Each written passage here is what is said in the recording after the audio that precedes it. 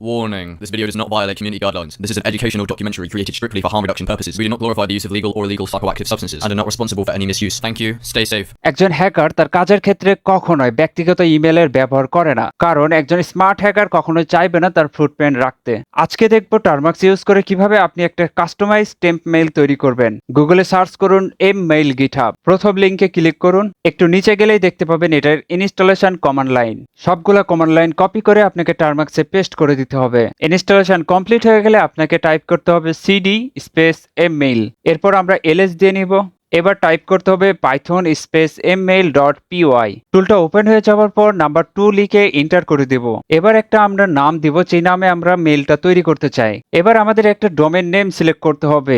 @gmail.com এইটা একটা domain name. ঠিক এই রকমই 14টা ডোমেন নেম আপনার সামনে শো হয়েছে, যে কোনো একটা আপনি সিলেক্ট করে নিতে পারেন। বাস তৈরি হয়ে গেল আপনার একটা নতুন ইমেল অ্যাড্রেস। এই ইমেল অ্যাড্রেসটা কপি করে যে কোনো অ্যাকাউন্ট তৈরিতে ব্যবহার করতে পারেন। এমন ভিডিও আরো পেতে সাবস্ক্রাইব করুন ইনফিনিটি টেস্ট বিডি।